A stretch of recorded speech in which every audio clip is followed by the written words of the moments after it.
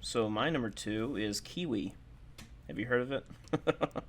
I have not actually. Kiwi. This is a very interesting game. The reason why I haven't played it again because my wife wants to play it with me, and I don't like really playing games with her that much.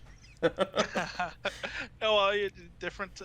You have different goals when you're playing versus sometimes a lot of people will have a Yeah. different mindset. And the thing is, I mean, Definitely. I screw up in Kiwi also. It's not just her. I mean, sometimes I type in. It's okay. I need to explain what the game is. Kiwi, you play as the bird Kiwi, and it's a postal service game. It's not like Death Stranding where you got to deliver packages. It's you putting stamps on the packages, right? Typing down the words for that go on the packages and everything like that. And it's a very unique concept because let's just say, for example, you need to type in a message to put on a package. So you actually got a typewriter that's disassembled and spread out across the screen, and you got to run over and type in one letter at a time. And if you're, I mean, it's made for two people, but you can play it by yourself. But it's a lot more fun with two people, and it's man, it's hard to compare to anything because there's really nothing else like it, and it would probably be easier for you to look up footage really.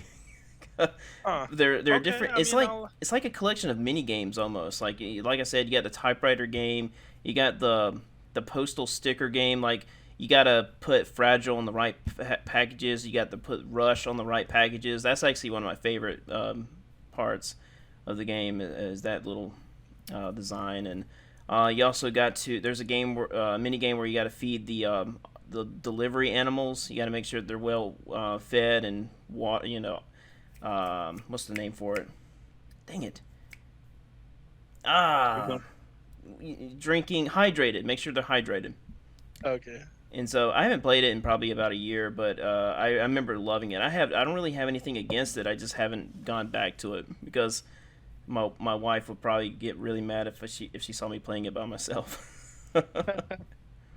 I think my wife would feel the same about Super Mario Party. That's why I haven't played it in a while.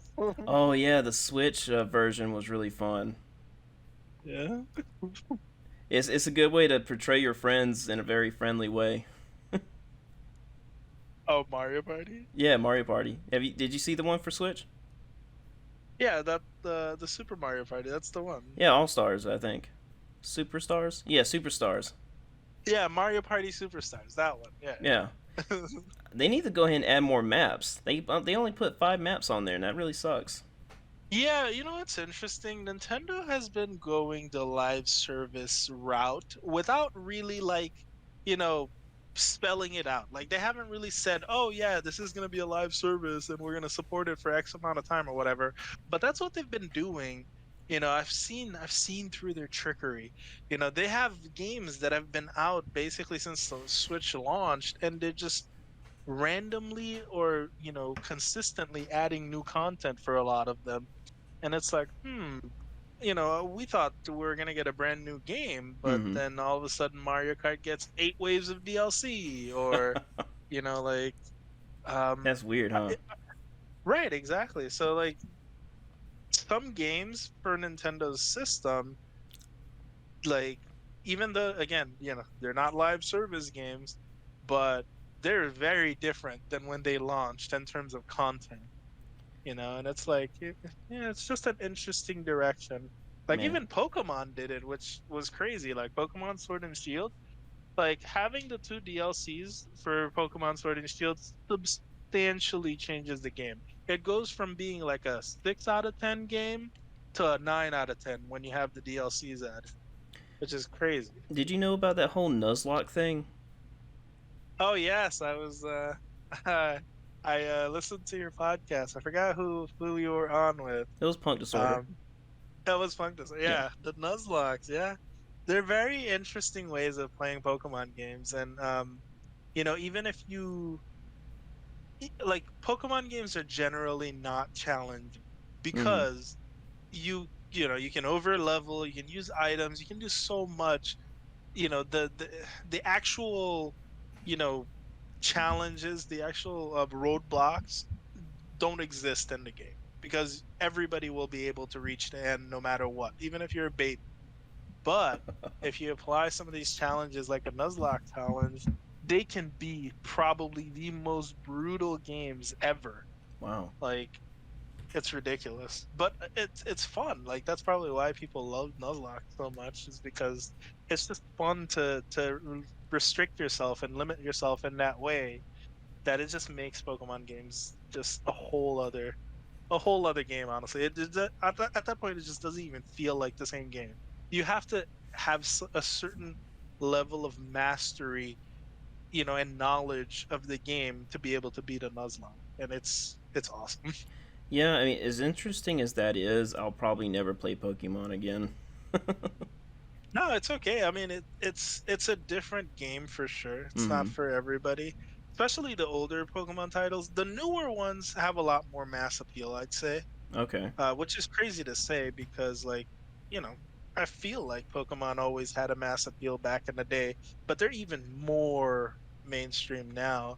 Like the newest Pokemon game, I'm not ashamed to say it. I've already poured 500 hours into Pokemon Scarlet and Violet, but that's mostly because I'm I'm able to play Scarlet and Violet more than I can play any other game because it's on the Switch and it's portable. Like I play it before bed, or I like, you know, it's different than like sitting in front of the TV and playing a PlayStation game or something. There was a moment when I was young. I was like 10 years old, and Pokemon has been popular, ever since it was released. I think. What it hasn't it? I mean, it's been. Oh yeah, absolutely. It's never fallen off. It's just gotten more and more and more and more popular over time. It's crazy. But I was 10 years old. I was at a restaurant waiting to be called in for our turn, and there was this kid, and he had it on the Game Boy Advance, and I just happened to look over at him, and he stopped and looked at me. He ripped the cartridge out of the Game Boy Advance and showed me the cartridge, and it was like some kind of Pokemon game. He was just kind of shaking it, like showing, like he was like bragging that he had it. But I had no idea what that meant. I'm like, man, I don't play Pokemon, so I didn't say anything to him. But I think I gave him a thumbs up. But Oh my God. Yeah, no. I'm like, that's Like great, man, if but I don't know what that means. no, Pokemon was definitely like the we'll say like the lunchroom talk, or you know when you're on break at school or something. Like Pokemon was the talk of the schoolyard, essentially. Like everybody had Pokemon, everybody played Pokemon. Like, oh my gosh, I remember in high school, like I could go to lunch and at least have like 3 or 4 people lined up for battle, for the like 20, 30 minutes that you're on lunch. And it's like it was crazy. Like everybody knew Pokemon, we were passing around knowledge of the game, like the glitches and the bugs and the cheats and all that stuff that people could do. It's like, or you're trading Pokemon. It's a cultural phenomenon for sure.